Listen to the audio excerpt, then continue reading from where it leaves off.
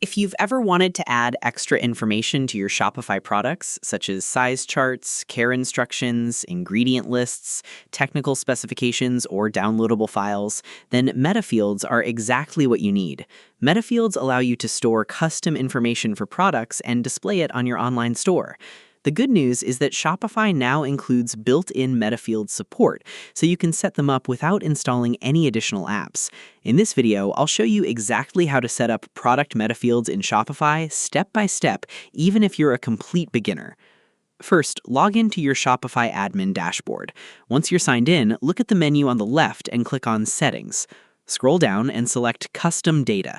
This section is where Shopify manages metafields for different parts of your store, including products, collections, customers, and orders. On the Custom Data page, click Products because we want to create metafields specifically for products. You'll now see a list of existing product metafield definitions if any have already been created. To create a new one, click Add Definition in the top right corner. The first thing you'll need to enter is the name. This is simply the label you'll see inside your Shopify admin. For example, if you want to add washing instructions to clothing products, you could name the metafield Care Instructions. Next, you'll see a field called Namespace and Key. Shopify usually fills this in automatically based on the name you entered, so beginners can leave it exactly as it is. After that, you'll need to choose the content type. This is very important because it determines what kind of information the metafield will store. Click Select Type and choose the format that best matches your needs. For example, choose single-line text for short information, multi-line text for longer descriptions, file if you want to upload documents, number for measurements, URL for links, or date if you want to store specific dates. Shopify offers many different content types, so select the one that makes the most sense for your product information. Once you've selected the content type, click Save. Congratulations, you've now created your first product metafield, but we're not finished yet because we still need to add values to individual products.